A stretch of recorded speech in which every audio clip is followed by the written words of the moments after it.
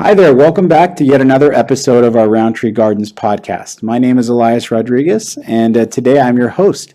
Today we're going to be interviewing a very special woman. Her name is Cora, and she is a total class act. The way that she talks, the way that she describes things that she did in her life is gentle and loving and very caring, and she's just the whole package. She's got the whole class act, in my opinion. Anything that you'll ask her will come out with a very kind of reasonable and wonderful way of approaching it. So without further ado, I think you'll really enjoy our interview with Cora. Hi, Cora. How are you today? Very good. Good, good. Thank you for joining me in the studio where we're recording a podcast. Have you ever been on a podcast before? No. No? Okay. Well, welcome. Thank you. I'm excited to have you. Would you mind introducing yourself? I'm Cora Epstein. And where did you grow up, Cora? Where did you come from? I am from New York. Worked and studied in New York City. And then what brought you over to California? Got married to a very nice Jewish gentleman, and we decided to make our home in California. Well, what a difference. You went New York to California. Tell me some of those adapting differences that you had to deal with. Not very much. We were very adaptable people. He Okay. and I, very ordinary, very normal. So it was not difficult at all. And so what made you come to California after all? I mean, was there a... We didn't like to settle and raise a family in New York. We loved working there and enjoying New York, but not settling down to raise a family in New I York. see. And we were right, because we had two lovely sons in California, and raising two boys was difficult enough in California. So the decision to move to California instead of staying in New York was a wise one. I'm trying not to be offended, as I was also raised in California, but there we go. I wanted to ask you a little bit. You talked about this nice gentleman that you met. How did you meet him? Blind date. A blind date, really? And so what happened? Tell me a little bit about Well, he was working for the welfare department in New York City, and I was working for a foreign government. And we had mutual friends, and they invited us out. My niece's date introduced me to Stanley Epstein. And on our first date, we decided that we were going to marry each other. No. It was a sort of wonderful recognition. Wow. I saw in him an honest, kind, and for New York City, a normal person. And I Okay. liked him right away. Wow. I mean, first date, you knew you wanted to marry the guy. Yes, yes. He wasn't handsome and tall and glamorous and all of that, not at all. But he was genuinely nice. He paid attention when we spoke to each other. He wasn't reaching and grabbing, that sort of thing. He was very respectful and honorable. Wow. My goodness, that's amazing. And he remained that for the rest of his life. He died 18 months ago, Oh, I'm so sorry. after 61 years of marriage. 61 years. Oh, my goodness. So you barely knew each other. You were just starting to get to know each other. 61 years. That's incredible. And your intuition was right on. I mean, he maintained that same quality that you He saw was, the whole... of course.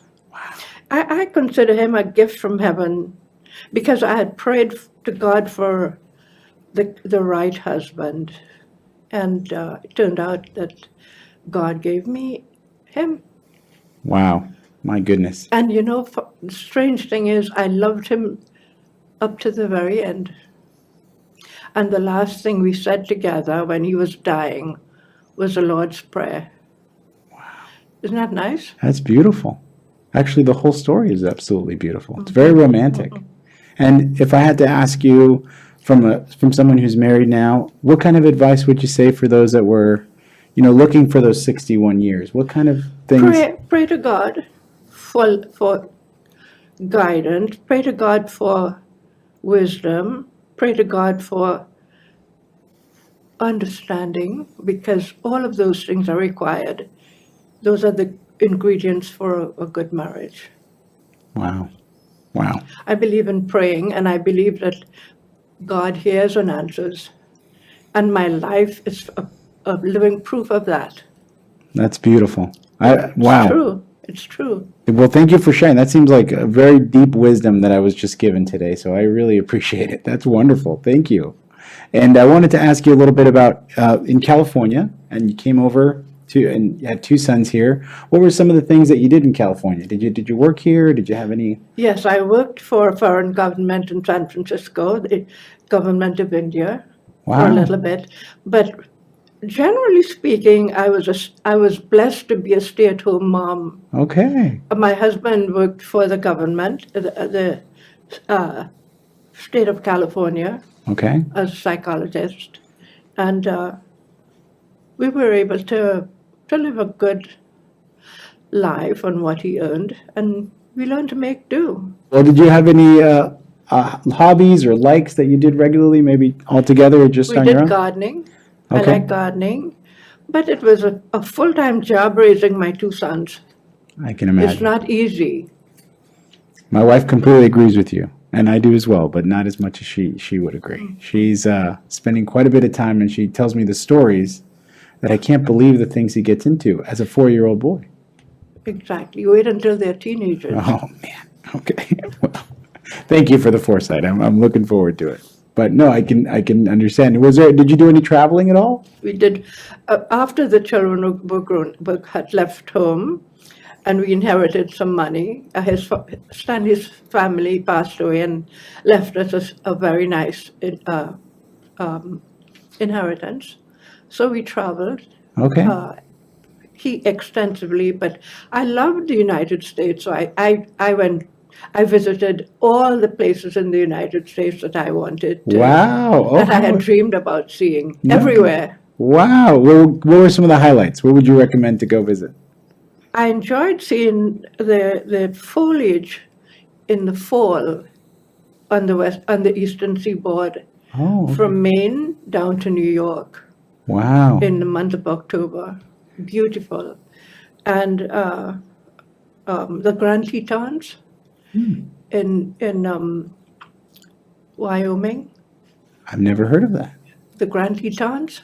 Oh, wonderful. It's we took a great tour, and we went to see the Yosemite, not Yosemite, Yellowstone. Okay. We went to Yellowstone Park. Wow. We went to Mexico and Hawaii and Canada. We went everywhere that we dreamt of going when we had no money. That is To do awesome. it. Oh my goodness, what a fairy tale. I mean, you sounds like such a fairy tale. You found this man that you had this intuition, wonderful, found love, and then you traveled the world together and had all these memories. And then we went abroad as well. I went to Israel, Really? had a wonderful 2 weeks in country of Israel. Very nice. In Jerusalem, Bethlehem, and all the wonderful places where Jesus was. Oh my goodness. Wow. Isn't that nice? That is beautiful. Beautiful. Well, thank you for sharing all these beautiful experiences and wisdom with us. I wanted to see if you could maybe give me just one more piece of advice. If you had to give some advice for the younger generations as they're getting through in life, what might be something that you would tell them that might help them get through life? Always be honest. As Shakespeare said, to thine own self be true. To thine own self be true. And thou canst not to any man be false. If you are true to yourself, in other words, you cannot be a liar to anybody. And that is what I would advise every young person. Always be truthful. No airs. Put on no airs, and don't try to change who you are to please anyone. Be yourself, and thank God for who you are. I am so grateful that you came today. I feel so blessed just having heard all those beautiful things that you shared with me today. Thank you, Cora. Thank you so much. Well, thank you for asking all the good questions. Thank you for being here today, and I hope that you enjoy this interview when you get to watch it back yourself. All right. Have a good day, Cora. Thank you. Thank you.